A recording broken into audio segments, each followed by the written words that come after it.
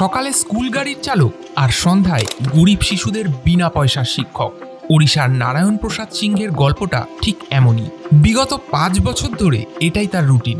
ছোটবেলায় নারায়ণবাবু স্বপ্ন দেখেছিলেন তিনি শিক্ষক হবেন, কিন্তু অদৃষ্টের পরিকল্পনা ছিল ভিন্ন।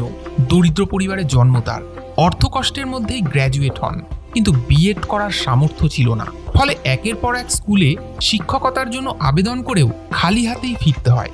মাথায় আকাশ ভেঙে পড়েছিল। একদিকে ছোটবেলার স্বপ্নভঙ্গ, অন্যদিকে সংসারের চাপ। পেটের দায়ে তিনি স্কুল ভ্যান চালানোর সিদ্ধান্ত নেন। একদিন তিনি রাস্তায় একটি শিশুকে কাঁদতে দেখেন। কারণ জিজ্ঞেস করলে শিশুটি জানায় টিউশন ফি দেওয়ার সামর্থ্য না থাকায় বাবা তাকে পড়াশোনা বন্ধ করতে বলেছে। এই ঘটনা নারায়ণবাবুকে গভীরভাবে স্পর্শ করে। ছোটবেলার স্বপ্নটা আবার যেন ঝিলিক দিয়ে ওঠে। সেই দিন তিনি সিদ্ধান্ত নেন গরিব শিশুদের বিনামূল্যে পড়াবেন। এভাবেই শুরু হয় তার স্বপ্নের প্রকল্প, জয় জগন্নাথ কোচিং সেন্টার। সকালবেলা নিজের গাড়িতে বেসরকারি স্কুলের শিশুদের স্কুলে পৌঁছে দেন, আর সন্ধ্যায় সরকারি বিদ্যালয়ের গরিব ছাত্রছাত্রীদের পড়ান। বর্তমানে সেখানে 60 জনেরও বেশি ছাত্রছাত্রী সম্পূর্ণ বিনামূল্যে পড়াশোনা করছে।